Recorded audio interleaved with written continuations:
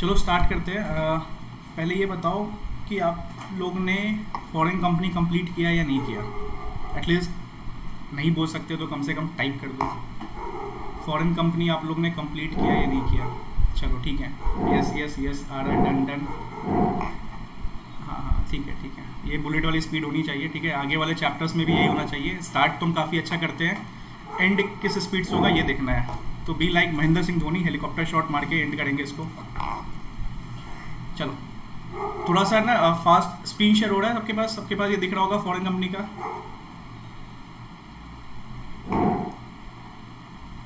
ठीक है चलो बेसिकली मुझे ये बताओ कि फॉरेन कंपनी क्या होती है। कंपनी इनकॉर्पोरेटेड इन इंडिया या आउटसाइड इंडिया। माइक ऑन कर सकते हो। देखो जो पार्टिसिपेट करेगा वो टेस्ट में उसके मार्क्स ज़्यादा आएंगे।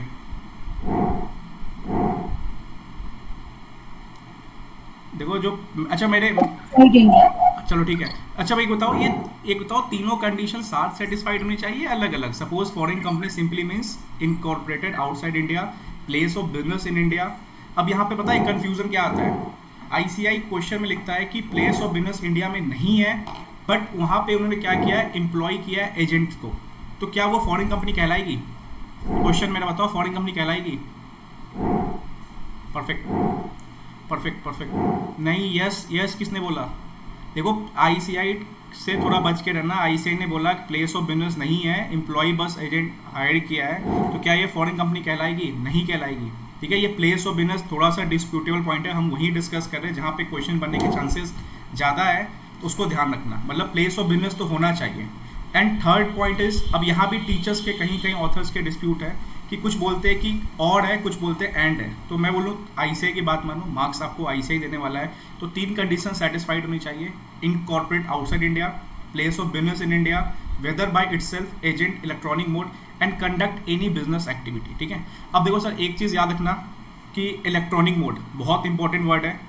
अगर एग्जाम पर्पज के लिए बता रहा हूँ, इसलिए मैं कुछ चीज़ें आपसे डिस्कस करूँगा अच्छे तरीके से। सर इलेक्ट्रॉनिक मोड का कुछ क्वेश्चन आपको नजर आया तो आपको 4-5 पॉइंट लिखना है, जैसे B2B ट्रांजेक्शन, टेली कम्युनिकेशन। ठीक है, तो अगर आपने देखा होगा वो लिस्ट, तो वो आपके पास आना चाहिए आंसर में, क्योंकि वहाँ पे आईसीआई ने 1.5 मार्क्स उस लिस्ट लिखने के लिए दिया हुआ है। तो मैं एक्सपेक्ट कर रहा हूँ कि अगर एग्जाम में कुछ इलेक्ट्रॉनिक मोड का आता है तो आप वो पॉइंटर्स लिख के आओगे। आपके बुक में ऑलरेडी होगा, नहीं होगा तो उसको कवर करना। मैं आपको शेयर कर दूंगा, इस नोट्स में मेरे से मिस हो गया था। ठीक है, मैं आपको अभी व्हाट्सएप ग्रुप में, डिस्कशन ग्रुप में डाल दूंगा। बेसिकली वो 5-6 पॉइंटर्स है टेली कम्युनिकेशन, ऑनलाइन मोड के लिए।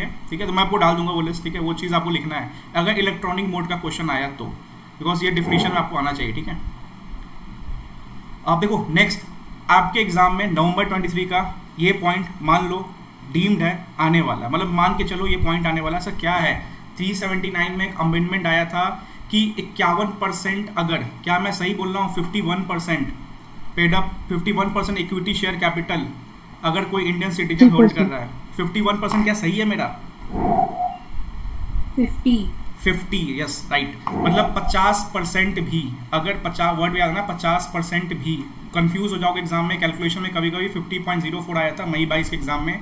50% भी अगर टच हो रहा है, मतलब क्या टच हो रहा है, अगर कोई इंडियन सिटीजन या कोई इंडियन कंपनी, ठीक है, मतलब कोई भी कॉम्बिनेशन में हो सकता है कि अकेला इंडियन कंपनी 50% ले ले, या कोई मान लो मिस्टर ए करके है और इंडियन कंपनी मिला के 50% ले ले। तो अगर वो 50%, ठीक है, प्रेफरेंस शेयर भी, paid up share, equity share भी मिला के चेक करना है। सर यहाँ पे नोट कर लो, जिसके पास भी नोट करना है कर लो। आरटीपी मई 23 का क्वेश्चन एंड मई 22 का क्वेश्चन, ऑलरेडी दोनों क्वेश्चन आपके एलडीआर में इनकॉर्पोरेट है। आपको ये क्वेश्चन करना है। अगर किस किस ने एलडीआर किया है अभी तक लॉ का, किस किस ने ये वाला क्वेश्चन किया है, मतलब ये क्वेश्चन बहुत इंपॉर्टेंट है। इस बार का मई का क्वेश्चन किस किस ने किया है? ठीक है, तो ये क्वेश्चन काफी इंपॉर्टेंट। देखो मैं अगेन बोल रहा हूँ, हम इसलिए प्रिपेयर नहीं हो पाते अच्छे से, बिकॉज हम आईसीआई के ना टेस्ट को नहीं समझ पाते, आईसीआई का टेस्ट कहाँ जा रहा है। तो आरटीपी में इस बार क्वेश्चन इस पे ही था। तो बेसिकली 50% में हमें इक्विटी पार्ट भी देखना है, प्रेफरेंस पार्ट भी देखना है, एंड इन कॉम्बिनेशन देखना है, वेदर बाय इंडियन कंपनी और इंडियन सिटीजन, जैसे यहाँ पे बादल इंडियन सिटीजन एंड सिरात इंडियन कंपनी। 30%, 5%, 15%, टोटल 50%। अगर दुबई अल हबीबी का होल्ड कर रहा है तो भाई ये क्या कंपनी मानी जाएगी? क्या ये फॉरेन कंपनी बोलेंगे इसको? क्या इसको हम फॉरेन कंपनी बोलेंगे अगर 50% इंडियन वाले होल्ड कर रहे हैं तो? मतलब एक वर्ड यहाँ लिखना पड़ेगा, डीम्ड फॉरेन कंपनी नहीं, डीम्ड फॉरेन कंपनी नहीं, डीम्ड फॉरेन कंपनी बोलेंगे एग्जाम में इसको हम, नहीं डीम्ड, हाँ यस, ये वर्ड डीम्ड इंडियन कंपनी बोल सकते हो, ठीक है, डीम्ड इनकॉर्पोरेटेड इंडिया करके, ठीक है सर। डीम्ड फॉरेन कंपनी नहीं बोला, ऑलरेडी वो फॉरेन कंपनी में पढ़ रहा है, तो ये 50% इंडिया वाले हिट करेंगे, तो वो डीम्ड फॉरेन कंपनी नहीं बोला जाएगा, डीम्ड इंडियन कंपनी, ठीक है। तो 50% में हमें प्रेफरेंशियल में इक्विटी एंड प्रेफरेंस दोनों को ऐड करके देन काउंट करना है, ठीक है। चलो अब देखो एक क्वेश्चन यहाँ बनेगा, बिल्कुल रेडी हो जाओ, आपके में भी शायद एग्जाम में ये क्वेश्चन आने वाला है, मैं सही बोल रहा हूँ, मार्क माई वर्ड्स, ये 379 पे क्वेश्चन बनने वाला है। वन और मोर Indian citizen company incorporated India इधर एनी कॉम्बिनेशन, वो डीम्ड इंडियन कंपनी मानी जाएगी। सर 380 ये तो सबको याद होगा, ये गारंटी में बोल सकता हूँ, ये कोई नहीं पूछ सकता इसमें, लेकिन कुछ पॉइंट्स पूछूंगा, आईसीए ने इस बार एग्जाम में पूछा 380 में क्या क्या क्या डिटेल्स है भाई। एमओए जाएगा, एओए जाएगा, डायरेक्टर्स की केवाईसी जाएगी, केवाईसी मतलब उसका मान लो डिन नंबर है, डिन जाएगा, उसका पैन नंबर पैन जाएगा, नेशनलिटी है नेशनलिटी जाएगा। तो ये देखो ये थोड़ा रेक्टिफिकेशन पॉइंट है, यहाँ पे थोड़ा सा कंसेप्ट नहीं लगेगा, यहाँ पे आपको पॉइंटर्स को देखना पड़ेगा, ठीक है। हाँ ठीक है, ईमेल आईडी भी दे सकते हो कम्युनिकेट करने के लिए, ठीक है। डायरेक्टर क्वालिफाइड है या नहीं है, एज पर सेक्शन, क्वालिफिकेशन का सेक्शन कौन है, कोई पढ़ा है अपॉइंटमेंट, आवाज नहीं आ रही किसी की, क्वालिफिकेशन सेक्शन 64, हाँ ठीक है, सेक्शन 164 क्वालिफिकेशन जो अपना नेक्स्ट डिस्कशन होने वाला है। तो आपको ये भी बताना पड़ेगा कि भाई साहब फॉरेन कंपनी के जो डायरेक्टर्स है वो क्वालिफाइड है या नहीं है एज पर सेक्शन 164। अब यहाँ पे इंपॉर्टेंट क्या है ना, ये वाला देखो, opening place of business and closing place of business, मतलब आप अगर 2023 में आ रहे हो इंडिया में, फॉरेन कंपनी इंडिया में काम करने आ रही है, तो इससे पहले कितने आपके ओपनिंग प्लेसेस थे एंड कितने आपके क्लोजिंग, मतलब कितना बंद हो गया। सिंपल सी बात है, हम आपका पास्ट जानना चाहते हैं, ऐसा तो नहीं है कि आप इंडिया में आके लूट के गए हो मैं, ठीक है। तो सिंपल सी बात है क्या है, अपना पास्ट रिकॉर्ड हिस्ट्री दिखाओ कि कहाँ कहाँ आपने अपना बिजनेस स्टार्ट किया था एंड कहाँ कहाँ आपके बिजनेस बंद हो गए, ठीक है। तो ये कंट्रोलिंग मॉनिटरिंग पर्पस के लिए आपको ये इन्फॉर्मेशन देना पड़ेगा। एंड ये थर्ड पॉइंट क्या है, इंडिया में एजेंट अपॉइंट करना पड़ेगा, मतलब बेसिकली अभी आगे पढ़ेंगे, एक ऑथराइज रिप्रेजेंटेटिव को अपॉइंट करना पड़ेगा। ये ऑथराइज रिप्रेजेंटेटिव का रोल क्या होगा बताओ, इसके आगे एक सेक्शन सेपरेट है, इस पर कोई है, कोई आंसर दे सकता है, ऑथराइज रिप्रेजेंटेटिव का क्या रोल होगा। मैं एक क्वेश्चन बोलता हूँ, इसका आंसर देना। मान लो फॉरेन कंपनी ने कुछ डॉक्यूमेंटेशन फाइल नहीं किया और उसने मान लो मिस्टर ए को ऑथराइज रिप्रेजेंटेटिव बनाया होगा एज पर सेक्शन 380, हम जो ये पढ़ रहे हैं यहाँ पे ऑथराइज रिप्रेजेंटेटिव मिस्टर ए का नाम दिया होगा। कल लो के फॉरेन कंपनी ने कुछ कांड कर दिया, आरओसी ने फॉरेन कंपनी को, आरओसी ने उस पर्सन को नोटिस दे दिया, फॉरेन कंपनी बोलता है हमें नोटिस नहीं मिला, क्या फॉरेन कंपनी सही है या गलत है? गलत है। मतलब यहाँ पे सेक्शन 383 आगे सपोर्ट करेगा कि भाई साहब आपने जिस ऑथराइज रिप्रेजेंटेटिव को हायर किया ना, अगर उसको भी नोटिस जाएगा तो ये माना जाएगा डीम्ड सर्व हो गया है फॉरेन कंपनी को। इस बार के एग्जाम में यही क्वेश्चन था, 2 पार्ट पूछा था आईसीए ने एंड 2 मार्क्स का क्वेश्चन यही हेल्ड कर रहा था, ठीक है। तो छोटे छोटे क्वेश्चन है, देखो स्मॉल मिलाते जाओ लार्ज बनाते जाओ, बस ये मैं मानता हूँ। ये वो चैप्टर्स है जो आपको 4 से 6 नंबर दे के जाएंगे एंड बहुत ईजी चैप्टर्स है, बहुत क्विक खत्म कर सकते हैं। चलो नेक्स्ट क्वेश्चन। इतना तो ये देखो, इतना इन्फॉर्मेशन याद रखना पड़ेगा। एमओए एओए डायरेक्टर डिटेल्स भर देना, डायरेक्टर डिटेल में डायरेक्टर का nationality, address, passport, pan, pin, email लिख देना, कोई दिक्कत नहीं है, ठीक है। डायरेक्टर क्वालिफाइड है या नहीं है, principal place of business in India, address उसका, इंडिया में उसके ऑथराइज रिप्रेजेंटेटिव का नाम एंड पास्ट रिकॉर्ड, मतलब ओपनिंग क्या था, क्लोजिंग कितने थे वो बताओ। चलो क्वेश्चन मेरा है, मैं कोलकाता की कंपनी हूँ, मैं कोलकाता की फॉरेन कंपनी है, कोलकाता में बनी, प्लेस ऑफ बिजनेस है, सब कुछ हो गया। 30 दिन में क्या वहाँ के आरओसी को सबमिट करना है? चलो महाराष्ट्र के आरओसी को सबमिट करना है, नहीं दिल्ली के, भाई महाराष्ट्र की कंपनी है, महाराष्ट्र की कंपनी है, दिल्ली की आरओसी को पक्का? हाँ ठीक है। देखो ये एमसीक्यू, देखो एमसीक्यू पॉइंट ऑफ व्यू के लिए याद रखना, घुमाएगा फंसाएगा, लेकिन हमें पता है आपको सब अच्छे से आता है। कितने दिन में? 45 दिन में, 30 परफेक्ट, ठीक है। 30 दिन में, ठीक है, shall within 30 days of becoming foreign company. And foreign company कब बनता है? जब बिजनेस ऑपरेशन स्टार्ट हो जाए, मतलब तीनों जो कंडीशन है सेटिस्फाइड हो जाए, वहां से न्यू दिल्ली आरओसी को हमें सबमिट करना है, ठीक है। दुबई की कंपनी है, ठीक है, दुबई की कंपनी है, उसने अपने लैंग्वेज में लिखा, तो उसी लैंग्वेज में सब कुछ जाएगा, इंग्लिश, ठीक है, इंग्लिश। अब पता है अब एक क्वेश्चन यहाँ पे बनता है कि उसको सर्टिफाइड कौन करेगा, तो आपका एक एलडीआर में क्वेश्चन है, उसको एक बार ओवरव्यू कर लेना, उतना इम्पोर्टेंट नहीं है। ट्रांसलेटर है, एडवोकेट है जिसको ट्रांसलेशन आता है, और भी सारे दो लोग हैं वहाँ पे, ठीक है, परफेक्ट है, एडवोकेट आ रहा है, सही आ रहा है, ठीक है। तो एक क्वेश्चन एलडीआर में मैंने डाला हुआ है, उसको एक बार प्लीज ओवरव्यू करना उस चीज़ को, ठीक है। बेसिकली शायद मे बी शायद एग्जाम के लिए उतना इंपॉर्टेंट नहीं रहा, बट आईसीए का कोई भरोसा नहीं है, यहाँ से 4 से 6 नंबर क्या बनाते हैं। तो ट्रांसलेट कौन करता है, एडवोकेट है, प्लस ट्रांसलेट करने वाला सर्टिफाइड होगा, वो बंदा उस लैंग्वेज को जानता होगा तो वो सर्टिफाइड कर सकता है, ठीक है। नेक्स्ट हम आते हैं अकाउंट्स ऑफ फॉरेन कंपनी।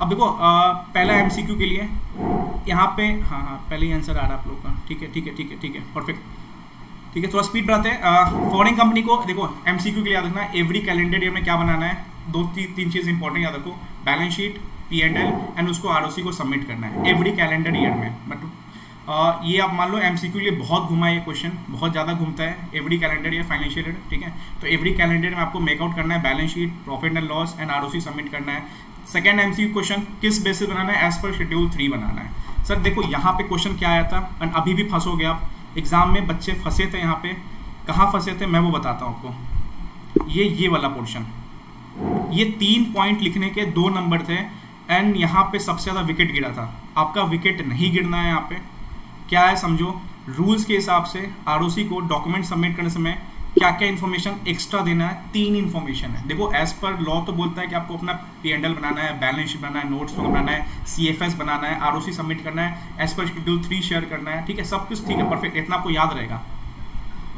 हाँ वो ठीक है, CFS पेरेंट कंपनी सब परफेक्ट है, बट ये पॉइंट याद रखना, ये 3 पॉइंट ऐसे हैं जो आपको मिस हो जाएंगे। देखो मैं वही पॉइंट्स लेके आ रहा हूँ जो एग्जाम पर्पस के लिए बहुत, दिसंबर 21 के पेपर में ये वो 3 पॉइंट आए थे। सब पहला क्या बोल रहा है, स्टेटमेंट ऑफ, ये रूल्स है, आपको लिखा रहेगा एग्जाम में कि एज पर रूल्स बनाइए क्या क्या एनेक्स करना पड़ता है submitting to ROC in addition to sections, ठीक है। तो पहला क्या है, statement of related party transactions. Related party transactions in the sense कि आपके जहाँ जहाँ पे होल्डिंग सब्सिडरी है, ठीक है, जो भी आपके रिलेटेड पार्टी में आता है उसका प्रॉपर एक स्टेटमेंट जाएगा। सेकंड क्या है, repatriation of profit. Sir repatriation simple mean कहते नहीं है स्किमिंग ऑफ दूध से मलाई निकालना, ठीक है। तो आप इंडिया में बैठ के इंडिया में कमा रहे हो, तो वहाँ से आप बाहर कितना ले जा रहे हो। सिंपल सी बात है कि आप मान लो इंडिया में अपने 3 करोड़ के प्रॉफिट के, आप इंडिया के प्लेस ऑफ बिजनेस पर अपना काम कर रहे हो, पता चला 3 करोड़ में से 80% तो आप बाहर ही भेज रहे हो, तो पता तो चले कंट्रोलिंग कि आपने इंडिया में कुछ इन्वेस्ट किया या नहीं किया, ठीक है। And third is the transfer of funds. Now transfer of funds is a vast concept, मतलब इसके अंदर आपको डिविडेंड भी आ जाएगा, प्रॉफिट भी आ रहा है, इसके अंदर एडवांसेस की बात कर रहा है, मतलब सिंपल बाहर कितना पैसा गया। ऊपर क्या था, प्रॉफिट के वे में बाहर कितना गया। तीसरा क्या बोल रहा है, टोटल बाहर आपने कितना पैसा भेजा, ट्रांसफर ऑफ फंड्स किया, वो 3 इन्फॉर्मेशन देना है। देखो थोड़ा सा रटने वाला है, ठीक है, बट अगर याद रहेगा ये 3 पॉइंट्स भी याद देंगे तो आई थिंक आपको 2 नंबर यहाँ पे मिल सकता है, ठीक है। चलो आगे बढ़ते हैं। मुझे बताओ फाइनेंशियल स्टेटमेंट कितने दिन में सबमिट करना होता है? फ्रॉम द क्लोजर 30 सितंबर 60 डेज किसने बोला भाई? 60 डेज नहीं, देखो 60 days is annual return, 60 days is annual return. देखो 2 टाइप के फॉर्म होते हैं, आपने अगर अपनी आर्टिकलशिप में भी काम किया होगा तो एक होता है एनुअल रिटर्न, एक होता है financial statement. Annual return basically MGT 7 आप सुनते होगे, and financial statement I think AOC 4, तो वो चीज़ है। तो यहाँ भी वो चीज़ है। हाँ देखो अब यहाँ पे क्या कंफ्यूजन है, कंफ्यूजिंग पार्ट पे हम वर्क करते हैं थोड़ा सा, सुनो। हाँ ठीक है, समझ गया, सब पढ़े हुए इस बार तो भाई लॉ को पार करना है, ठीक है। सुनो सबसे सुनो क्या है 6 मंथ्स। अब एग्जाम में क्या है कंफ्यूजन, पता है क्या आता है? अगर आपको नॉर्मली आ गया क्वेश्चन में कि फाइनेंशियल स्टेटमेंट कितने मंथ्स में सबमिट करना है, तो from the close of financial year that is 31 मार्च से 6 मंथ जो आपका 30 सितंबर है। बट कभी कभी एग्जाम में आता है ना कि बताइए एक्सटेंशन के साथ लेटेस्ट बाय लास्ट कब तक सबमिट कर सकते हैं उसको, मतलब कुछ एक्सटेंशन भी मिल गया तो लास्टली डेट क्या हो सकता है एक्सटेंशन के साथ सबमिट करने का? देखो 30 सितंबर तो बिफोर एक्सटेंशन, ठीक है। 6 + 3 31 दिसंबर, ठीक है। 3 मंथ्स एक्सटेंशन, 3 मंथ परफेक्ट, ठीक है।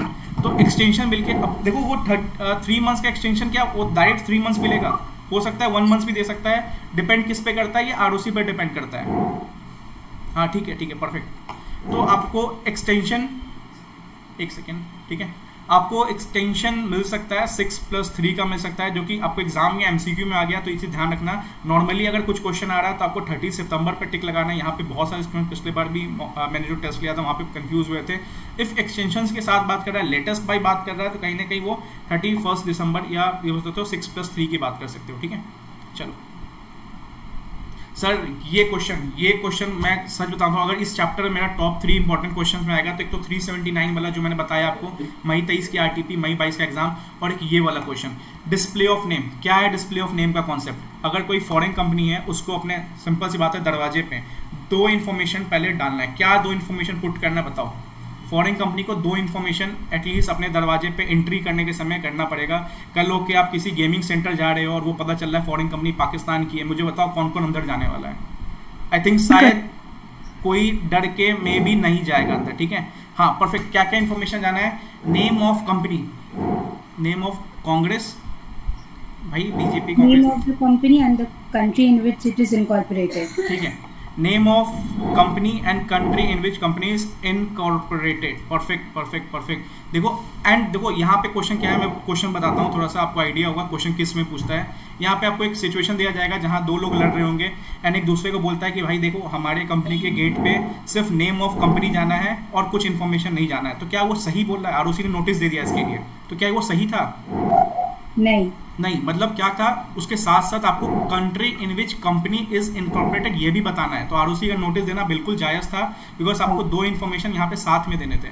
आईसीआई के क्वेश्चन है, एग्जाम में 2 बार पूछा गया हुआ है, एलडीआर में कवर्ड है, इस क्वेश्चन को अच्छे से करना।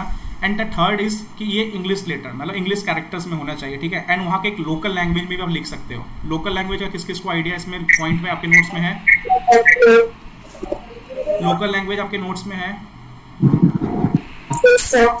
ठीक है ठीक है। मतलब सिंपल सी बात है, जिस एरिया का वो कंपनी है वहाँ के लोकल लैंग्वेज स्लैश उसके इंग्लिश लेटर में, दोनों लेटर में आपको उस कंपनी का नेम लिखना है एंड कंट्री लिखना है। तो एटलीस्ट आइडिया हो जाएगा इंटर करने से पहले आप किससे डील करने जा रहे हो। Second, if shares of share holders की लायबिलिटी लिमिटेड है तो कुछ डॉक्यूमेंट्स पे भी जाते हैं। कौन कौन से वो डॉक्यूमेंट्स है? 3-4 ही बता दो मुझे टाइप करके। इफ शेयर होल्डर्स की लायबिलिटी लिमिटेड है, प्रोस्पेक्टस आया, ठीक है। चलो और कोई बताओ। अरे ऑफिस में काम किए हुए बहुत कुछ है, बिल्स है, लेटर हेड्स है, ठीक है, business letter, prospectus, business letter, bills bills bills, ठीक है। तो देखो ये प्रॉपर प्रोविजन हुआ, छोटा सा प्रोविजन है बट बहुत इंपॉर्टेंट प्रोविजन है। Name of company, company in which company is cooperated, English characters में स्लैश लोकल लैंग्वेज में लिखना है, ठीक है। And above details are also be state if share holders are liability are limited, तो letter head, bill, invoices सब पे आपको ये चीज लिखना पड़ेगा, ठीक है। यहाँ पे क्या है, बिल्स लेटर हेड में आपको लोकल लैंग्वेज नहीं लिखना, ये चीज आपके नोट्स में है, ये मैं एडिशनल डिस्कस कर रहा हूँ। बिल्स ये सब पे आपको अपना लोकल लैंग्वेज नहीं लिखना है, ठीक है। मतलब बिल्स पे नॉर्मली आपको इंग्लिश लेटर में ये चीज लिखना है। हाँ गेट के बाहर जो है वो 2 लैंग्वेज में आएगा, ये चीज याद रखना, ठीक है। परफेक्ट। हाँ ठीक है ठीक है ठीक है श्रीधर, ठीक है परफेक्ट। चलो यहाँ तक कोई दिक्कत नहीं। सेक्शन 383 इस बार के एग्जाम में यही क्वेश्चन आया, छोटा सा प्रोविजन बट कहीं ना कहीं कहते नहीं है छोटा पैकेट बड़ा धमाका। वही बोल रहा है कि इंडियन ऑथराइज्ड रिप्रेजेंटेटिव, ये हम कहाँ पे पढ़े थे अभी, कौन से सेक्शन में इसका लिंक था? लिंक करना सीखो, लॉ बहुत इजी हो जाएगा। 383 का लिंक कहाँ था? बिल्कुल 380, परफेक्ट, ठीक है। 380 में इसका लिंक था। 380 में जो ऑथराइज्ड रिप्रेजेंटेटिव का नाम देना था उसकी डिटेल की बात कर रहा है। अगर इसको नोटिस मिला है किससे? आरओसी से, तो माना जाएगा इक्वल माना जाएगा या डीम्ड माना जाएगा। नोटिस किसको सर्व हो गया? फॉरेन कंपनी को। 2 मार्क्स का क्वेश्चन इस बार एग्जाम में इस पे ही था। तो स्मॉल भाई स्मॉल गेम है, अगर बताऊँ 38 से 40 यही बनाएगा आपको और 58 से 60 भी बना सकता है, ठीक है। तो छोटे छोटे पॉइंट्स निगलेक्ट नहीं करने हैं। अगर आरओसी में इंडियन रिप्रेजेंटेटिव को नोटिस दे दिया तो बाद में फॉरेन कंपनी ये नहीं बोल सकता कि नोटिस इनवैलिड है, तो नॉर्मल सी बात है कि आपको भाई सर्व हो चुका है, ठीक है। अब चलो इस सेक्शन में आने से पहले मेरा एक क्वेश्चन, अगर जिसने दे दिया मैं मान जाऊंगा उसका कॉन्सेप्ट बहुत क्रिस्टल क्लियर है। मेरा क्वेश्चन आराम से सुनना, पेपर पेन होगा तो नोट डाउन कर लेना। अगर मैं एग्जामिनर हूँ ना तो मैं इसको क्वेश्चन ड्राफ्ट करूंगा। चलो मेरा क्वेश्चन समझो। एक फॉरेन कंपनी है, ठीक है, एक फॉरेन कंपनी है, फॉरेन कंपनी मतलब तीनों कंडीशन सेटिस्फाइड हो गई एंड उसका टर्नओवर जो है वो 980 करोड़ है। आराम से सुनना, टर्नओवर चलो 900 करोड़ टर्नओवर है, नेटवर्थ 400 करोड़ है, प्रॉफिट 1 करोड़ है। उसको आरओसी ने बोला सीएसआर एक्सपेंडिचर करना चाहिए। क्या उसको करना पड़ेगा CSR expenditure? Turnover 900 crore, net worth 400 crore, profit 1.5 crore. क्या उसको सीएसआर एक्सपेंडिचर करना है? अब बोलोगे सर ये तो फाइनल में इंटर कहाँ से आ गया? यस, चलो जिसने यस बोला मेरे को बताओ कि इसके पीछे का रीजन क्या था। यस, सीएसआर एक्सपेंडिचर करना पड़ेगा। म्यूट कर लो, देखो म्यूट कर लो, जब जिनका म्यूट कर लो, ठीक है। यस, नहीं सीएसआर एक्सपेंडिचर नहीं करना। सीएसआर की लिमिट क्या है? देखो अगेन मैं बोल रहा हूँ, कहने को सेक्शन छोटा सा है, सेक्शन बहुत छोटे छोटे हैं, बट अगर आईसीआई एग्जाम में क्वेश्चन बनाएगा इस पर क्वेश्चन बना हुआ है। सर टर्नओवर मैं आपको दिखाता हूँ, चलो आ जाते हैं। इस पे क्वेश्चन आया हुआ है। प्रोविजन देखो क्या बोल रहा है, जो डिवेंचर्स का सेक्शन 71, अगर फॉरेन कंपनी डिवेंचर्स भी इशू कर रही है तो सेक्शन 71 को फॉलो करना है। फॉरेन कंपनी ने कुछ लोन भी लिया हुआ है, कुछ एसेट्स को गिरवी रख के, तो चार्जेस का भी सेक्शन फॉलो करना है। CSR पे आते हैं थोड़ा देर में। इंक्वायरी इंस्पेक्शन करना है, फॉरेन कंपनी का किसी डायरेक्टर से पूछताछ करना है, तो ROC वाला इंस्पेक्टर कर सकता है। And section 128 books of account. Sir देखो एग्जाम में ये क्वेश्चन बना था, इंक्वायरी इंस्पेक्शन इन्वेस्टिगेशन। मुझे कोई बता सकता है, देखते किसका लॉ बहुत अच्छा है। ये एक लिंक है कि फॉरेन कंपनी पे ये सेक्शन लगता है, कौन सा सेक्शन में, कोई बता सकता है? इंक्वायरी इंस्पेक्शन वाला, कि फॉरेन कंपनी पे नहीं 210 नहीं है, 210 नहीं है, 228 220 किसने बोला भाई? 228 228 परफेक्ट। 228 बोलता है कि इंक्वायरी इंस्पेक्शन का प्रोविजन मोटेटिस मोटेंडिस फॉरेन कंपनी को लगता है। अगर आपको पढ़ा होगा या नहीं पढ़ा होगा, तो ये यहाँ पे वही चीज़ थोड़ा सा लिंक कर रहा है कि अगर कोई भी इंक्वायरी इंस्पेक्शन इन्वेस्टिगेशन होगा तो फॉरेन कंपनी हो सकता है। सर यहाँ पे क्वेश्चन बनेगा, बिकॉज जो फाइनल्स के टॉपिक्स है ICAI उसको लेकर बनाता है। ICAI कोई AI नहीं है कि आपको क्वेश्चन नहीं बना सकता। मैं अगर ड्राफ्ट करूँ क्वेश्चन तो यहाँ पे जरूर ड्राफ्ट करूँगा। ICAI के एग्जाम में भी आया हुआ है। किसी ने कुछ बोला? ठीक है चलो, यहाँ पे एग्जाम में आया हुआ। देखो फाइनल के टॉपिक्स को ध्यान रखना है। अब देखो सर बोलोगे डिवेंचर्स पढ़े नहीं, चार्जेस पढ़े नहीं, सेक्शन 128 ठीक है, but CSR and inquiry inspection पढ़ना पड़ेगा। CSR बिकॉज आपके FR में भी है, ऑडिट में भी कहीं कहीं यूज हो रहा है, एंड लॉ में भी आपको यहाँ दिख गया। ठीक है, तो इसको ध्यान रखना होगा। टर्नओवर कितना है? 1000 करोड़, और नेटवर्थ 500 करोड़, और नेट प्रॉफिट 5 करोड़। मतलब कोई भी कंडीशन, मतलब कहीं ना कहीं दायरे में लेना है, तो यहाँ पे और है। अगर नेट टर्नओवर उसका 1100 करोड़ हो गया, नेटवर्थ 400 करोड़ भी है, तब भी CSR लगेगा, एंड CSR एक्सपेंडिचर करना पड़ेगा। तो फॉरेन कंपनी पीछे नहीं हट सकता। यहाँ तक डन है? यहाँ तक डन है? ठीक है, आगे बढ़े। ठीक है ठीक है ठीक है ठीक है ठीक है, आगे बढ़ते हैं। चलो आगे बढ़ते हैं। ठीक है, फीस क्या होगी? अब क्या इस पे क्वेश्चन बनेगा? नहीं। अब फीस बस इतना याद रखना कि CG आज हो सकता है फाइलिंग करने का फीस 500 रुपये हो, कल फाइलिंग करने का फीस 1000 हो, तो वो time to time CG notified कर सकती है आपको एज पर सेक्शन 385। देखो हम की एरियाज डिस्कशन कर रहे हैं जहाँ पे क्वेश्चन आने के चांस है। मैंने 2 जगह क्वेश्चन आने के चांस बोले थे आपको। सेक्शन 379 अभी जाके क्वेश्चन बनाना उसका, RTP मई 23 एंड आपको मई 22 का exam, and section number 382 I think display of name वाला था। ठीक है, वहाँ पे वो क्वेश्चन बनेंगे। 2 चांसेस हाई है। एक CSR पे क्वेश्चन में भी ICAI ड्राफ्ट कर सकता है। 4 से 6 नंबर आपके पॉकेट में रहेगा, अच्छे से पढ़ के जाओगे तो। इंटरप्रिटेशन, नाउ इंटरप्रिटेशन से जब नया ICAI लाया था इस चीज़ को, तो उसके बाद ICAI ने लगातार 2 क्वेश्चन बनाए थे यहाँ पे रिगार्डिंग प्लेस ऑफ बिजनेस। ठीक है, एक सेकेंड। ठीक है ठीक है ठीक है sir, principal place of business includes share transfer और रजिस्ट्रेशन ऑफिस। नाउ सब डीमैट में चल रहा है, तो थोड़ा सा इलेक्ट्रॉनिक मोड में आ गया, बट ठीक है। अगर शेयर ट्रांसफर ऑफिस, और आपको ऐसे एक डायरेक्ट लिख के देगा सब कुछ एग्जाम में, मतलब ऐसा कुछ नहीं है।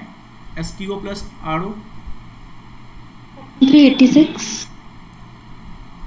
एक सेकेंड, ठीक है चलो आते हैं। प्लेस ऑफ बिजनेस, ठीक है, अच्छा शेयर ट्रांसफर ऑफिस मैं समझ गया। ये कहाँ किस बुक से आप लोग पढ़ रहे हो, बहुत ये शॉर्टकट्स वाले मेरे को आइडिया मिल रहा है। मुझे भी उस बुक को पढ़ने में टाइम लगा थोड़ा। चलो, प्लेस ऑफ बिजनेस इंक्लूड्स और शेयर ट्रांसफर और रजिस्ट्रेशन ऑफिस। ठीक है, अब देखो डायरेक्टर वर्ड का यहाँ पे यूज किया गया। सर यहाँ डायरेक्टर वर्ड्स को क्यों यूज किया इंटरप्रिटेशन में? हमें तो पता है डायरेक्टर क्या होता है। Director includes non executive plus executive, and जो कहीं ना कहीं आपके बोर्ड मीटिंग में बोर्ड का पार्ट होता है। देखो बहुत जगह क्या था, बहुत कंट्रीज में डायरेक्टर जो वर्ड है ना, उसका इंटरप्रिटेशन कुछ और निकलता था। मतलब अगर मैं एग्जांपल बताऊं तो हो सकता है डायरेक्टर मतलब वहाँ पे कुछ छोटा सा आदमी। तो यहाँ पे ICAI ने क्लियर किया कि देखो भाई डायरेक्टर मतलब, ICAI नहीं लॉ मेकर ने क्लियर किया, देखो डायरेक्टर मतलब एनी पर्सन जिसके डायरेक्शन और इंस्ट्रक्शन में कंपनी चलती है। अब मान लो कोई कंपनी है, जर्मनी में कोई कंपनी, वहाँ पे डायरेक्टर किसी और चीज़ को बुलाता है, किसी और लोग को बुलाया जाता है, जो कि बहुत, हाँ कुछ आया किसी का, ठीक है ठीक है। तो कहीं ना कहीं बाद में बोला गया, देखो भाई सिंपल सी बात है, वो पर्सन जो कहीं ना कहीं डायरेक्शन और इंस्ट्रक्शन जिसके वजह से कंपनी चलती है, जिसके डायरेक्शन से कंपनी चलती है, वो डायरेक्टर है। तो सिंपल सी बात कर लो कि दुबई की कोई कंपनी है, तो वहाँ पे उस लेवल के बंदे जो कंपनी को हैंडल कर रहे हैं, तो वो भी डायरेक्टर लेवल में ही कहलाएंगे। देखो ये इंपॉर्टेंट नहीं रहा सेक्शन, जो इंपॉर्टेंट सेक्शन उसको अच्छे डिस्कस करते हैं। इंटरप्रिटेशन से लगातार 2 क्वेश्चन आए थे एग्जाम में, एंड लगातार ICAI ने इसको पूछा था यहाँ पे। एंड अगर क्वेश्चन आया शेयर ट्रांसफर का, तो ये वर्ड लिख के आएगा, बस आपको पता होना चाहिए कि share transfer and registration office includes in place of business. Sir अब आता है सेक्शन 387। एक सेकेंड, अब यहाँ से देखो, अब क्या ना, ये चैप्टर 2 पार्ट में, एक पार्ट तो आपका जो था कॉन्सेप्चुअली वो गया, ठीक है, मतलब इतना आपको याद होना चाहिए, इतना पेपर आपको याद होना चाहिए। अब है थोड़ा रटाफिकेशन, अब मुझे पॉइंटर्स चाहिए यहाँ पे। अब देखो यहाँ पे पॉइंटर्स कैसे क्या बनेंगे, ये चीज याद रखना। एक सेकेंड बस रुक जाओ। अच्छा, प्रोस्पेक्टस, हाँ बिल्कुल, रजिस्ट्रेशन और प्रोस्पेक्टस। चलो मेरे को बताओ, क्या सिर्फ फॉरेन कंपनी प्रोस्पेक्टस इशू कर सकती है? क्या सिर्फ फॉरेन कंपनी प्रोस्पेक्टस इशू कर सकती है? No, company incorporated outside. ठीक है, परफेक्ट। मतलब क्या बोला जा रहा है, company incorporated outside India. Confuse मत होना, बहुत अच्छा क्वेश्चन यहाँ पे बन सकता है कि अगर वो ऐसा बोलेगा कि ऐसी कंपनी जो जर्मनी में रजिस्टर्ड हुई है, इनकॉर्पोरेट हुई है, but having no place of business in India, having no business activity, but still चाहती है वो प्रोस्पेक्टस रेज करके पैसे इकट्ठा करना, क्या वो कर सकती है? यस, स्टिल कर सकती है। दूसरा क्वेश्चन मेरा, कंपनी नहीं बनी है, कंपनी नहीं बनी है, कंपनी नहीं बनी है, एक सेकेंड म्यूट कर लो आप थोड़ा, ठीक है। कंपनी नहीं बनी है, क्या उनके बिहाफ में कोई पर्सन प्रोस्पेक्टस इशू कर सकता है? यस, पहले ही आंसर आ रहा है। यस यस यस, ठीक है। तो देखो यहाँ पे लॉ बहुत अच्छा है, बहुत टफ इंटरप्रिटेशन भी है। अगर आप पहली बार पढ़ रहे होगे शायद मे भी यहाँ पे आप थोड़ा सा घूम जाओ। तो देखो क्या है, no person shall issue circulate distribute in India, इतना इतना इतना। यहाँ पे क्या है, इनकॉर्पोरेटेड आउटसाइड इंडिया, ये वर्ड बहुत बड़ा गेम चेंजर है। सर आप म्यूट पे हो। सर आप म्यूट हो गए। म्यूट हो गया मैं? अच्छा सॉरी, ठीक है। आवाज आ रही है? Yes sir.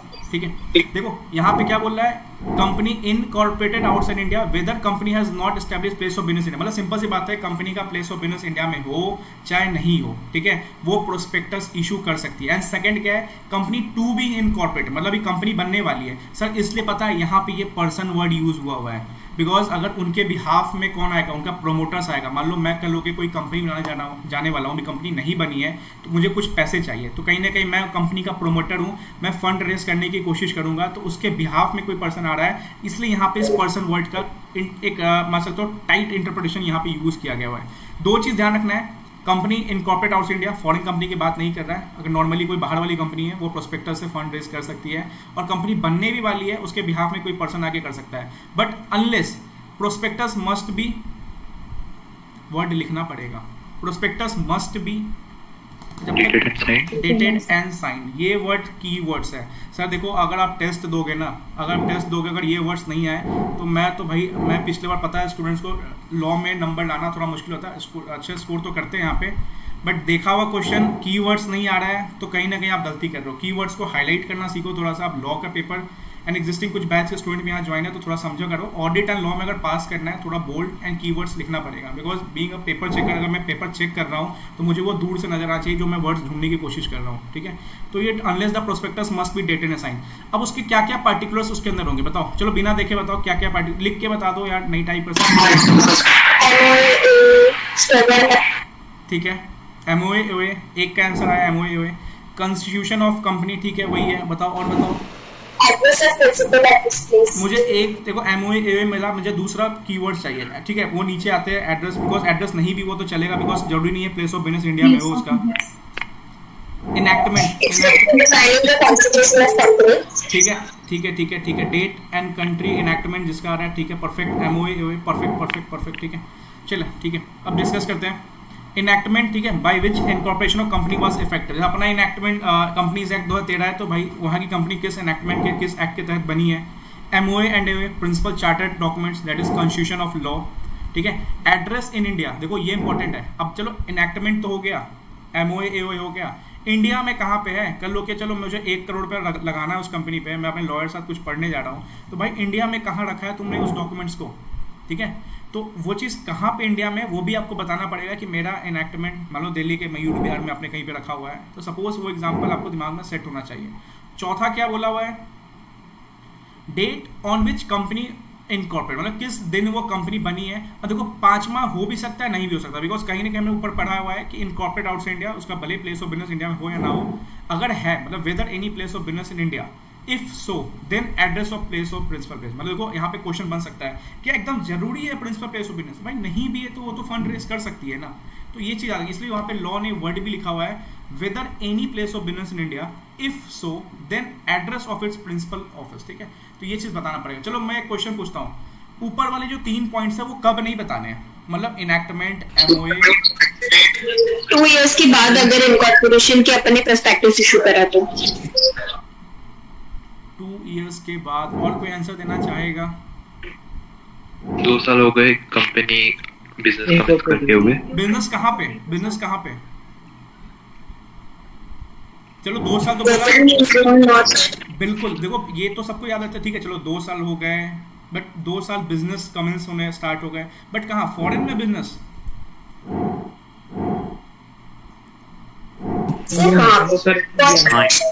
बिजनेस नहीं है यो India India India India India, ठीक है। देखो फॉरेन, देखो यहाँ पे भी है ना एक टाइट इंटरप्रिटेशन बोल सकते हो फॉरेन, हाँ ठीक है आते हैं। देखो कहीं ना कहीं देखो यहाँ पे क्वेश्चन तो बहुत कम बना है इस एरिया में, अगर क्वेश्चन बताओ तो क्वेश्चन यहीं तक आके रुक गया है, बट सेफर साइड बोलूँ तो यहाँ भी थोड़ा सा डिस्प्यूट है। बट अगर बोलूँ तो 2 साल से बिजनेस स्टार्ट हो चुका है, कमेंस हो चुका है, इंडिया की बात करने वाला है यहाँ पे। फॉरेन फॉरेन फॉरेन ठीक है, इंडिया ठीक है ठीक है। तो देखो यहाँ पे क्वेश्चन नहीं है, बिकॉज देखो आईसीआई को पता है कि जहाँ पे उसका भी थोड़ा सा ना डिस्प्यूटल पॉइंट है, वहाँ पे क्वेश्चंस कम बनाता है, जहाँ पे पता है कि वो यहाँ पे भी फाइनल डिसीजन नहीं दे पाएगा। बट अगर मैं बताऊँ कुछ ऑथर्स की बात करूँ या कुछ टीचर्स की बात करूँ, तो यहाँ पे जो अच्छे टीचर्स यहाँ पे इन्होंने बताया हुआ है कि मोर देन 2 ईयर्स जो बात बोल रहा है ना बिजनेस कमेंसमेंट का, वो इंडिया की बात कर रहा है। बिकॉज फॉरेन में, इंडिया में अगर 2 साल से ज़्यादा हो गया तो फाइलिंग ऑफ फाइनेंशियल स्टेटमेंट हो गया होगा, बिकॉज कैलेंडर में फाइलिंग करना आपको, तो हमारे पास ऑलरेडी बहुत सारे डॉक्यूमेंट्स मिल गए होंगे। बिकॉज 2 साल से अगर कोई फॉरेन कंपनी इंडिया में काम कर रही है तो ऑब्वियस सी बात है उसने अपना एनुअल रिटर्न फाइल किया होगा, उसने अपना फाइनेंशियल स्टेटमेंट फाइल किया होगा, एंड जो भी आरओसी को डिटेल्स होते हैं वो सारे मिल गए होंगे। तो एक सॉफ्ट पोजिशन बोलता है कि अगर 2 साल आपके बीत चुके हैं, 2 साल आपके बीत चुके हैं, ठीक है, 2 साल आपके बीत चुके हैं, तो आपको ये जो 3 इन्फॉर्मेशन है, मतलब 1 2 3 मतलब इनैक्टमेंट, MOA एंड कहाँ पे एड्रेस आपने रखा हुआ है, ये आपको देने की जरूरत नहीं है। तो थोड़ा सा रटने वाला पॉइंटर्स है, बट आई थिंक आप समझ चुके होंगे इस चीज को, ठीक है। एंड ये पॉइंट पे क्वेश्चन बनेगा। Again now my second question, underwriters को क्या प्रोस्पेक्टस देना है? नहीं नहीं नहीं नहीं नहीं नहीं नहीं नहीं, बट एग्जिस्टिंग शेयर होल्डर्स को प्रोस्पेक्टस देना है? एग्जिस्टिंग शेयर्स को नहीं, ठीक है। ये नो बोलने की हालत है ना हमारे अच्छी, ठीक है ठीक है। क्या 13 तारीख को टेस्ट देना है? हाँ सर, वो मेरे को पता चलेगा।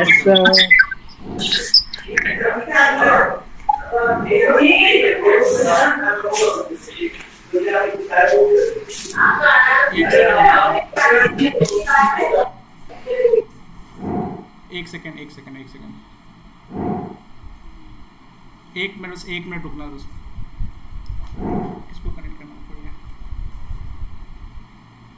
ये नहीं ये नीचे आ गया, 2 स्लाइड बन गया है, ये 2 स्लाइड ऊपर करना।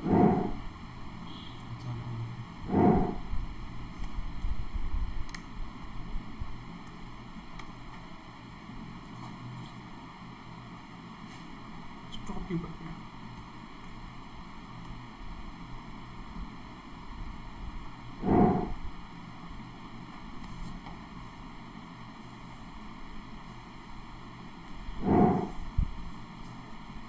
तेरह को SFM का टेस्ट है, ठीक है। देखो 2 बैच के स्टूडेंट है, कंफ्यूज मत हो, वो सब डिस्कशन अपने बैच में हम करते हैं। चलो, तो सिंपल सी बात है, अगर बोनस शेयर कर रहे हो, ठीक है, बोनस शेयर इशू कर रहे हो, एग्जिस्टिंग मेंबर्स को इशू कर रहे हो, अंडरराइटर को इशू कर रहे हो, तो आपको प्रोस्पेक्टस देने की नीड नहीं है। आवाज आ रहा है? Hello hello hello hello hello, yes sir. ठीक है। एग्जिस्टिंग शेयर होल्डर्स को दे रहे हो, बोनस इशू कर रहे हो, यूनिफॉर्म शेयर्स बोला जाता है इसको, ठीक है। तो एग्जांपल बनाओ, बोनस शेयर्स, एंड ये अंडरराइटर्स को दे रहे हो तो नहीं है, तो एक रटिफिकेशन पॉइंट था वो अपना निकल गया। नाउ मुझे एक बताओ, क्या एक्सपर्ट का कंसेंट लगाना पड़ेगा हमें प्रोस्पेक्टस के साथ? यस यस, एक्सपर्ट का कंसेंट लगाना पड़ेगा, ठीक है, याद रखना एक्सपर्ट का कंसेंट। सर एक्सपर्ट ने कंसेंट विड्रॉ कर दिया, फिर भी हम एक्सपर्ट की कंसेंट लगा रहे हैं, नहीं चलेगा। कौन सा सेक्शन यहाँ पे हिट कर जाएगा? सेक्शन 380। ठीक है, तो 387 दैट इज प्रोस्पेक्टस, हमने अभी देख लिया प्रोस्पेक्टस, ठीक है। 387 हमने प्रोस्पेक्टस देख लिया। 388 बेसिकली वो एक्सपर्ट की बात कर रहा है, तो यस एक्सपर्ट का कंसेंट चाहिए। देखो सिंपल सी बात है, अगर मैं बोलूँ कि मेरे कंपनी में ना मान लो मुकेश अंबानी जी का पैसा है, वो मेरी बात नहीं मानेंगे, बट अगर मैं किसी एक्सपर्ट से लिखा के बोलूँ अरे भाई इन्वेस्ट करो मेरे कंपनी में मुकेश अंबानी का पैसा है, तो मे भी हो सकता है वो मान लें, बट हो सकता है कि अगर एक्सपर्ट ने गलत कुछ लिख दिया तो क्रिमिनल लायबिलिटी, सिविल लायबिलिटी उसका इंतजार कर रहा है, और सेक्शन 447 भी उसका इंतजार कर रहा है। इसलिए एक्सपर्ट कोई भी कंसेंट देगा तो सोच समझ के देगा, ठीक है। तो फेंकना भी है, देखो अब देखो फेंकने वाले तो फेंकते ही है, फेंकना भी है तो एक्सपर्ट का कंसेंट लगा के दो। तो बेसिकली प्रोस्पेक्टस के साथ आपका एक्सपर्ट का कंसेंट होना चाहिए। अब देखो अब मैं बोलता हूँ चैप्टर में जो 3 इंपॉर्टेंट एरियाज है, अगर हमने 379 डिस्कस किया, बहुत important, display of name company बहुत इंपॉर्टेंट। अब मेरा फेवरेट एरिया आ रहा है जो एग्जाम में क्वेश्चन आया था एंड बच्चे का विकेट यहीं गिरा था। मतलब अगर 2 क्वेश्चन आए थे एग्जाम में, एक तो था आपको फाइनेंशियल स्टेटमेंट के साथ जो 3 इन्फॉर्मेशन थे, repatriation of profit, transfer of funds, related party transactions, and एक ये क्वेश्चन आया था। मुझे बताओ भाई, देखने से पहले बताओ रजिस्ट्रेशन ऑफ प्रोस्पेक्टस। प्रोस्पेक्टस में हम जो पढ़ते हैं, prospectus must be dated and signed. तो साइंड किसके? By chairperson and 2 directors. Chairperson and 2 directors.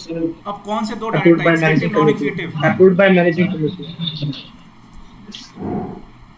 देखो Approved by managing committee. Chairperson, 2 director. 2 director कौन? एग्जीक्यूटिव की नॉन एग्जीक्यूटिव? अरे एग्जीक्यूटिव नॉन एग्जीक्यूटिव, ये एग्जीक्यूटिव कौन बोल रहा है? हाँ ठीक है, एनी ठीक है एनी ठीक है। हाँ, देखो डायरेक्टर की बात कर रहा है, मतलब यहाँ पे कोई ऐसा नहीं है कि एग्जीक्यूटिव नॉन एग्जीक्यूटिव की बात कर रहा है, कोई भी डायरेक्टर 2 डायरेक्टर साइन कर सकता है। तो prospectus must be sign by expert. And ये वाला याद रखना, चेयरमैन प्लस 2 डायरेक्टर्स। अब 2 डायरेक्टर में चाहे वो एग्जीक्यूटिव नॉन एग्जीक्यूटिव कोई भी रेशियो या कोई भी तरीके से आप करवा सकते हो उसको, ठीक है। अब देखो ये क्वेश्चन आया था एग्जाम में, चलो मैं इसको नीचे आने से पहले, अब देखो जब प्रोस्पेक्टस को हम रजिस्टर कर रहे हैं उसके साथ एक एनेक्सर जाएगा, उसके अंदर 4 इन्फॉर्मेशन है। एक आपके एलडीआर में क्वेश्चन है, मेरे को लग रहा है कि 3rd इंपॉर्टेंट एरिया यही है, एंड यहाँ से क्वेश्चन बनेगा फिर से, इसके एक पॉइंट पे क्वेश्चन बनेगा। वो 4 इन्फॉर्मेशन बताओ जो प्रोस्पेक्टस के साथ एनेक्स करना है, रूल्स में बातें लिखी गई है। एक्सपर्ट कंसेंट पहला सही है, लिख के ही बता दो। एक्सपर्ट कंसेंट कुछ आया मेरे पास, मटेरियल सुनने को आया। Sir, power of attorney in case the directors. Underwriting agreements, ठीक है, कुछ नया आया, ठीक है। Material contracts which are entered in the last 2 years outside the. देखो परफेक्ट, ठीक है, सही है। आओ डिस्कस करते हैं। Power of attorney sir. हाँ सही है, परफेक्ट सर, बहुत सही है। देखो एक चीज पता क्या होता है लॉ में, दिक्कत क्या है कि हमें आता तो है Sir, copy of the contract of the appointment of the directors. ठीक है, परफेक्ट। देखो दिक्कत क्या होता है मैं समझाता हूँ। प्रोस्पेक्टस का जब क्वेश्चन आता है ना, मैंने ये खुद फील किया है कि मुझे समझ नहीं आता कि लिखना कहाँ पे क्या आंसर है। वहाँ भी प्रोस्पेक्टस की बात की गई, यहाँ भी प्रोस्पेक्टस की बात की गई, इसलिए यहाँ पे ना क्वेश्चन बैंक बहुत इंपॉर्टेंट रोल प्ले करता है कि आपको थोड़ा सा आइडिया हो जाएगा कि रजिस्ट्रेशन ऑफ प्रोस्पेक्टस की बात कर रहा है एंड कुछ रूल्स के एनेक्सर की बात कर रहा है, तो आपको ये वाला आंसर ड्राफ्ट करना है, जहाँ पे पहले क्या बोल रहा है, आपको एक्सपर्ट का कंसेंट एंड सिग्नेचर जो है उसको भी अटैच करना है, ठीक है। फिर no prospectus can be issued unless it satisfied by chairman and 2 directors. Underwriters का एग्रीमेंट भी इसमें अटैच करना है। ये क्वेश्चन है जो ना डी पॉइंट, इस पे आपके एलडीआर में क्वेश्चन है एंड एक न्यूमेरिकल वे में क्वेश्चन लगेगा, देखने में बहुत अच्छा क्वेश्चन है। उसमें बोला जाएगा कि 2 पार्ट है, एक तो बोलेगा कि नॉर्मल जो आपका बिजनेस होता है, ठीक है, मतलब ऑर्डिनरी कोर्स ऑफ बिजनेस के ट्रांजेक्शंस है उसके डिटेल दे देगा लास्ट 5 ईयर के। फिर आपको इधर मटेरियल कॉन्ट्रैक्ट्स दे देगा लास्ट 5 ईयर के, मतलब सपोज आज अपना 23-24 चल रहा है तो 22-23 में आपने 6 मटेरियल कॉन्ट्रैक्ट में इंटर किया, 21-20 में आपने 10 मटेरियल कॉन्ट्रैक्ट में इंटर किया, तो टोटल कब का मटेरियल कॉन्ट्रैक्ट? प्रीसीडिंग 2 इयर्स का, ठीक है। नॉट ऑर्डिनरी कोर्स वाला जो है ना उसको कट कर देना, ठीक है, जो एग्जाम में आएगा ऑर्डिनरी कोर्स बिजनेस वाला उसको कट कर देना, पहले कंफ्यूजन हटाना। फिर आपको साइड में एक पॉइंट पहना है कि आपको लास्ट 2 ईयर का मटेरियल कॉन्ट्रैक्ट चेक करना है। इस जैसा एलडीआर में क्वेश्चन है, इसमें पिछले साल 3 होता है, उसके पिछले साल 4 होता है, तो टोटल 4 + 3 7 मटेरियल कॉन्ट्रैक्ट्स है, वो आपको डिस्क्लोज करना है अपने, ठीक है। बहुत सही। चलो इतना तो लग रहा है कि आप लोगों ने पढ़ा है, ठीक है। एंड देखो मैं बोल रहा हूँ कि जो हुआ रिजल्ट को भूल जाओ, यहाँ से जो बेस्ट हो सकता है उसको देते हैं, देखते हैं ना क्या होता है। चलो तो पढ़ने बैठ जाओ। बहुत लोगों ने मन नहीं लग रहा है पढ़ने में, अरे मन ये जो आता है ना सुनने में मन नहीं लग रहा है, ये मेरे को ना सबसे ज़्यादा गुस्सा दिलाता है। मन की क्या बात है, अभी मैं बोल दूँ चलो मूवी देखने जाना है, सबको मन लगने लगेगा, ठीक है। तो ये सब भूल जाओ, थोड़ा सा लग जाओ। 110-115 दिन की बात है, उससे डरा नहीं रहे हो, बस बता रहा हूँ, ठीक है। चलो हाँ वही है, वो गाना नहीं है, मन के बहकावे में ना मन रहा, अब याद नहीं आ रहा मेरे को, चलो ठीक है। मटेरियल कॉन्ट्रैक्ट्स लास्ट 2 साल के, हाँ पनिशमेंट पे आएंगे, अभी थोड़ा सा पनिशमेंट पे आएंगे, ठीक है। मतलब यही है, हम पढ़ कुछ और है, भाग कहीं और है, ठीक है। डिस्क्लोज करना है along with prospectus material contracts, तो हमने बेसिकली देख लिया यहाँ पे। एक बार फिर से देख लेते हैं, पॉइंटर्स इंपॉर्टेंट है। Underwriting agreements, other material contracts entered within preceding 2 years. A copy of contract for appointment of managing directors या manager persons, consent and signature for expert. एक मिस हो गया यहाँ पे पावर ऑफ अटर्नी का, वो आप नोट डाउन करना, आपके नोट्स में ऑलरेडी होगा। एंड नो प्रोस्पेक्ट, या जो ये नोट्स पढ़े उनके पास होगा, no prospectus can be issued until it is satisfied by the chairman and 2 other directors. इतना तो आपको क्लियर हो गया, यहाँ तक डन है? Yes sir. ठीक है, लास्ट कुछ सेक्शंस पे आते हैं। हमने अच्छे खासे टाइम में कर लिया। देखो बहुत छोटा छोटा चीज़ है, 1 घंटा अगर हम कम्युनिकेट कर चलते तो अच्छे खासे। लॉ में तो मैं बोल सकता हूँ कि मैंने पिछली बार फेस टू फेस डिस्कशन रखा था एंड 50+ तो सबके थे, तो यहाँ तो मैं एग्जाम्शन की उम्मीद रखूँगा अगली बार से। अच्छे खासे एग्जाम्शन मुझे दिखेगा यहाँ पे। चलो आता हूँ। अब मुझे एक चीज़ बताओ, ठीक है, वहाँ पे आने से पहले मुझे एक चीज़ बताओ, मैं फॉरेन कंपनी ने कोई कांड किया, चलो कोई भी कांड किया, ठीक है, कोई भी, क्या उसको उसके किसी पर्सन को जेल हो सकता है, इम्प्रिजनमेंट हो सकता है? No sir. नहीं। तो यहाँ पे पता है फिर कहानी बनाएगा कि 2 लोग ने थे, उन्होंने फॉरेन कंपनी के डॉक्यूमेंट साइन नहीं किए, आरओसी ने बोला कि आपको हम जेल करा देंगे, तो बोला कि नहीं जेल की सज़ा 3 साल है, तो वो घुमाएगा, पता है। तो वही बात है, आप बहकावे में मत आना, सिंपल सी बात है। ये अमेंडमेंट था कि पहले क्या था, पहले जेल की पेनल्टी थी, ठीक है, जेल की पेनल्टी इम्प्रिजनमेंट था। बाद में अमेंडमेंट दिसंबर 21 में अमेंडमेंट लाके इम्प्रिजनमेंट को हटा दिया। मुझे बताओ, चलो ये तो क्लियर हो गया कि इम्प्रिजनमेंट नहीं है, ठीक है। फाइन कितना है? अब 1 to 3 lakhs to the company. 1 to 3 lakhs. मुझे लिख के बताओ, मुझे 5 lakh to मुझे लिख के बताओ, 50,000 सबने for सबने the नोट्स खोला हुआ है, directors. ठीक है। 25 से ये ये क्या 1 लाख से 2 लाख कंपनी को, क्या 1 लाख से 2 लाख? 1 लाख 1 lakh से 3 lakh. तो जो 1 लाख से 2 लाख बोल रहे हैं, नोट्स लिख कर लो, ठीक है। 1 लाख से 3 लाख, ठीक है। And And 5 lakh 25. 25 से 5 लाख किसको है? 25,000 से 5 लाख किसको है? ऑफिसर डिफॉल्ट वाले, ऑफिसर इन डिफॉल्ट वाले को 25,000 से 5 लाख है। तो जिनके पास नोट्स पुराना वाला है, सर क्या पेनल्टी याद करना है, कुछ चैप्टर्स के रिगार्डिंग बोलूंगा, याद करना है, यहाँ पे याद करना पड़ेगा। हाँ, 50,000 डिफॉल्टिंग एवरी डे फॉर, ठीक है, ठीक है, ठीक है, ठीक है। देखो कुछ चैप्टर्स के पेनल्टीज याद करने पड़ेंगे, ये चैप्टर का पेनल्टी याद करना पड़ेगा, पीएमएलए का पेनल्टी याद करना पड़ेगा, तो इसलिए पेनल्टीज को थोड़ा सा रख लो। मैं इंपॉर्टेंट चार्ट बनाऊंगा लास्ट देख लिए, पेनल्टीज को वहीं से देखते हुए चल लेना इस बार, ठीक है। बहुत सही, इम्प्रिजनमेंट नहीं होगा, ठीक है। चलो एक क्वेश्चन था इस बार के एग्जाम में ही आ गया, इस बार के एग्जाम में आ गया, कॉन्सिक्वेंसेस क्या होंगे? मैंने फाइलिंग नहीं किया आरओसी को, मैंने डिस्प्ले ऑफ नेम नहीं लगाया, मतलब क्या क्या हो सकता है? नोटिस तो आएगा ही, बट कॉन्सिक्वेंसेस एक इस बार के एग्जाम में, यस इस बार सू नहीं कर सकते, बिल्कुल, मतलब आप सू नहीं कर सकते। क्या आप पे कोई सू कर सकता है फॉरेन कंपनी पे? हाँ कर सकते हैं, बिल्कुल। इस बार के एग्जाम में भी ये 2 क्वेश्चन बने थे, एक तो आपको नोटिस वाला था एंड एक ये वाला था कि कॉन्सिक्वेंसेस। देखो अगेन बोल रहा हूँ, पेनल्टी वर्ड आएगा तो पेनल्टी लिखना, कॉन्सिक्वेंसेस आएंगे तो कॉन्सिक्वेंसेस लिखना। कॉन्सिक्वेंसेस यही बोल रहा है कि फॉरेन कंपनी अगर आपने डिफॉल्ट किया है ना, तो आप किसी पे स्यू नहीं कर सकते हो, बट आप पे कोई आके सू फाइल कर सकता है। तो ये चीज ध्यान रखना, ठीक है। Any failure by company to comply with provision of this chapter shall not affect the validity, ठीक है, ठीक है, ठीक है। Foreign company can not sue other but can be sued, ठीक है। Foreign company can not sue other but can be sued, ठीक है। तो कुछ बचा नहीं है इसमें। अब कुछ मैं क्वेश्चन पूछूंगा, मुझे उसका आंसर चाहिए थोड़ा सा, ठीक है। मुझे एक बात बताओ कि क्या कोई फॉरेन कंपनी को इस पूरे चैप्टर में कोई भी सेक्शन से हम उसको रिलीफ दे सकते हैं कि भाई तू ये सेक्शन को फॉलो मत कर? Yes. हाँ कैसे कैसे कैसे कैसे? नोटिफिकेशन, देखो एक नोटिफिकेशन आ चुका है, आपके नोट्स में होगा, कुछ SEZ आई थिंक SEZ करके है, ठीक है। IFSC सेंटर करके कुछ होगा, आपके नोट्स में है या नहीं है? ठीक है, ठीक है। मतलब देखो बेसिकली क्या है ये सेक्शन क्या बोलता है कि अगर मान लो सेक्शन 379 से लेके जो भी हम पढ़ रहे हैं लास्ट तक, वहाँ पे अगर कोई सेक्शन को अगर हो सकता है फॉरेन कंपनी बोले कि मोदी जी हमें ना डिस्प्ले ऑफ नेम नहीं करना है, तो कल होगा सेंट्रल गवर्नमेंट नोटिफिकेशन निकाल के उस कंपनी को रिलीफ दे सकता है कि ठीक है चल तू डिस्प्ले ऑफ नेम का प्रोविजन मत फॉलो कर, तेरे को हम यहाँ पे रिलीफ देते हैं, या मान लो हमें फाइलिंग नहीं करना है। वॉइस आ रही है? हाँ सर, आ रही है। ठीक है, तो वही बात है, फाइलिंग नहीं करना है तो मोदी जी रिलीफ दे सकते हैं। तो अभी मोदी जी ने एक कैटेगरी ऑफ कंपनी को रिलीफ दिया है कि आप चाहो तो इनका प्रोविजन का फॉलो नहीं भी करोगे चलेगा। जो रिलीफ में कौन सी कंपनी है? IFSC, जो SEZ, कुछ मैंने नोट्स में नहीं है, इसको नोट कर लो, इसे मैंने नोट्स जो पढ़ रहा हूँ उनके साथ साथ ये बता रहा हूँ कि IFSC वाले कंपनी है जिनको एक्ट के ऐसी डेट में जो बने हुए हैं उनको वहाँ पे नोटिफाइड करके बोला गया हुआ है कि अगर आप नहीं फॉलो करना चाहते हो तो आप यहाँ पे रिलीफ ले सकते हो। एग्जाम में आ सकता है। देखो अब मैं 4 मिनट लूँगा आपका, ठीक है। अपना चैप्टर एंड हो गया, चैप्टर में कुछ बचा नहीं है, but 4 important areas again soon low, note down करना है, नोट डाउन कर लो।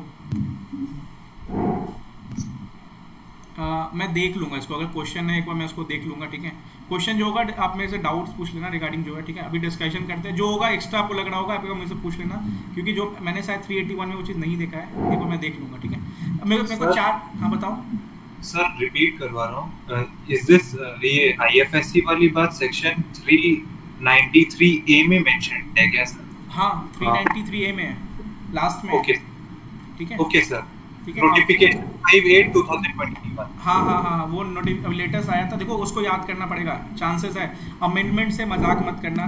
मैं एग्जाम में रो के आया हूँ 10 नंबर के लिए, ठीक है। हो सकता है 63 से 53 बने, तो वो अमेंडमेंट से प्लीज़ मजाक मत करना। मैं तो इसलिए अमेंडमेंट्स के रिगार्डिंग लेके बार बार पुश करता हूँ कि पढ़ लो, अमेंडमेंट्स छोटे छोटे पार्ट बन जाएंगे। मैं खुद डेटा बैंक के अमेंडमेंट्स के लिए रोया था कि अमेंडमेंट आया था, ठीक है।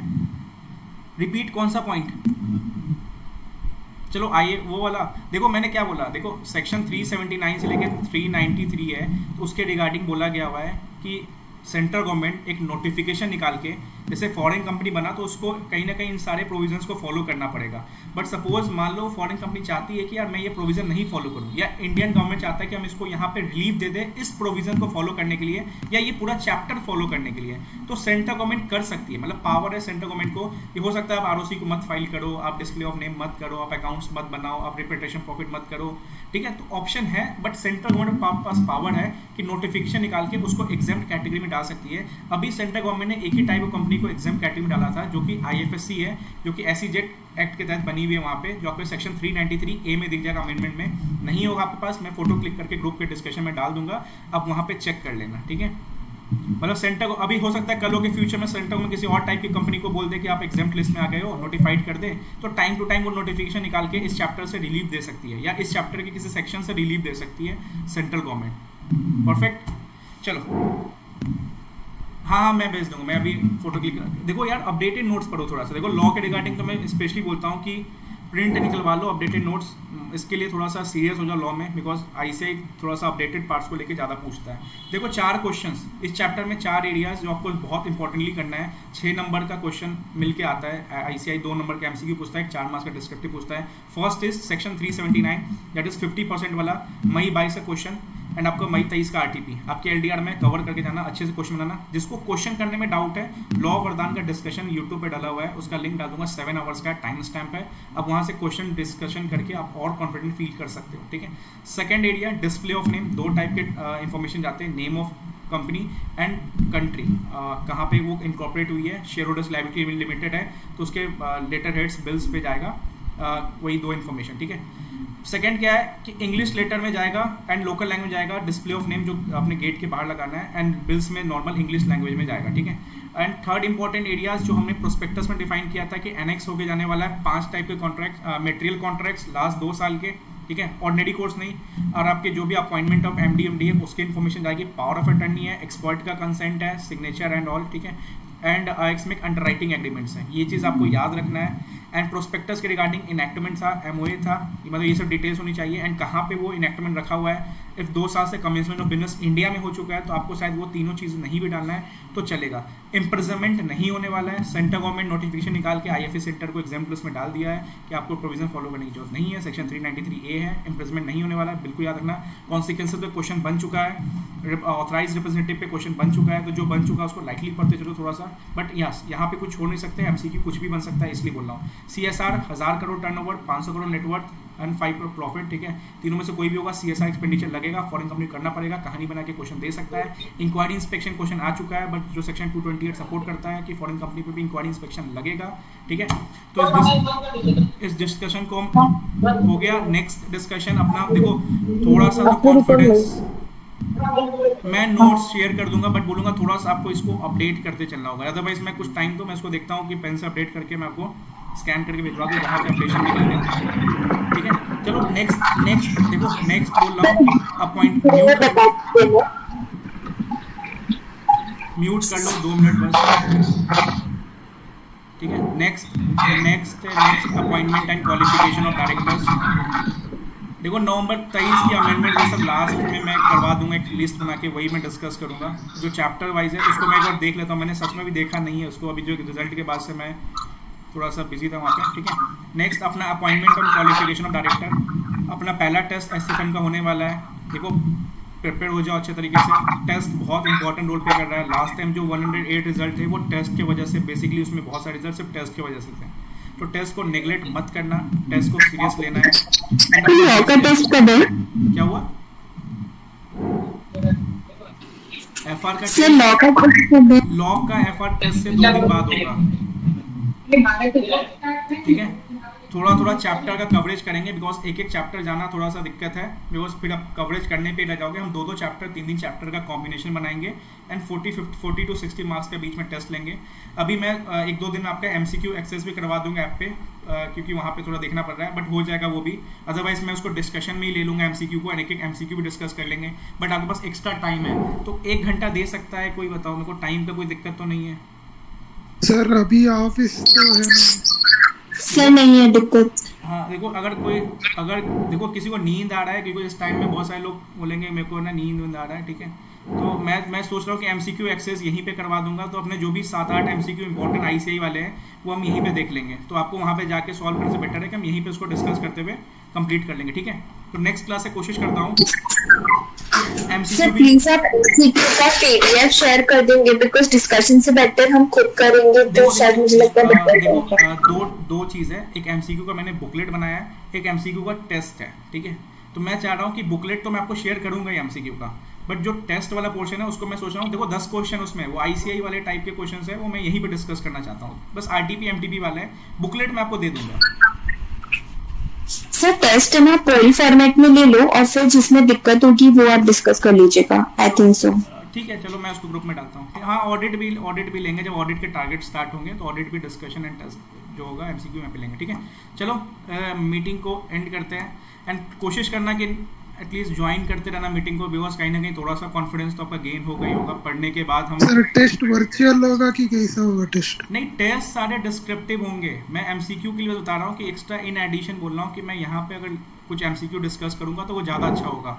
कर लीजिए सर टेस्ट हमारा टाइम पे लिखना है कि सबको एक ही टाइम पे लिखना है? मैं ऑनलाइन टेस्ट लेना स्टार्ट करूंगा, मतलब कैमरा आपका ऑन रहेगा 2 to 5, उस बीच में 2 to जो भी टेस्ट का टाइमिंग रहेगा 2 घंटे 1 घंटे, उसके बाद जो देगा वो अपना फिर सबमिट करेगा। अगर उस टाइम अगर कैमरा खोल के आप टेस्ट दे सकते हो तो मेरे साथ आप। सर अभी हमारा तो ऑफिस चल रहा है सर, अभी 7-8 बजे आ रहे हैं क्योंकि अभी आईटी का सीजन भी चल रहा है, तो वो चीज़ थोड़ा सा देखना पड़ेगा, बिकॉज नाइट के टाइम में, बिकॉज मुझे भी पेपर्स एंड ऑल चेक करना होता है, कुछ डिस्कशन होता है, बट 2 से 5 का टाइम होगा। संडे को कुछ टेस्ट होगा वो आप अपेयर करना, बट एक बार ऑफिस खत्म होगा फिर तो फुल। अभी हम कंटिन्यू चलने वाले, टेस्ट तो भर के आने वाले, याद रखना। तो थोड़ा सा आप मैनेज कर लो, फिर आखिरी के टेस्ट जो होंगे वो आराम से उसको सबमिट करना फिर ऑनलाइन मोड में। देखें सर यही जीमीट पर कराओगे सर कि खुद करना पड़ेगा, मतलब अपना टाइम निकाल कर? नहीं, इसी पे करवाऊंगा मैं, लिंक शेयर करूंगा टेस्ट का। 1:45 में आपका टेस्ट पेपर मिलेगा आपको ग्रुप में, एंड 2 बजे तक 1:45 में आपको ज्वाइन होना है। जो भी टाइम होगा वहां तक कंप्लीट करके 5 मिनट में स्कैन करके भेजना है। जी सर, थैंक यू। ठीक है, तो थोड़ा सा पंचुअल हो जाओ, थोड़ा सा स्ट्रिक्ट हो जाओ। मैं तो भाई हूँ, रेडी करते अच्छे से एंड इसमें पार करते हैं नवंबर 23 को। ठीक है, चलो मिलते हैं फिर नेक्स्ट क्लास में एंड उसमें अपॉइंटमेंट एंड क्वालिफिकेशन। ठीक है, डन। चलो गुड नाइट। टारगेट्स आने वाले, टारगेट्स रेडी होना, टारगेट में अपडेट कर रहा हूँ थोड़ी देर में। Good night sir, good night. Good night.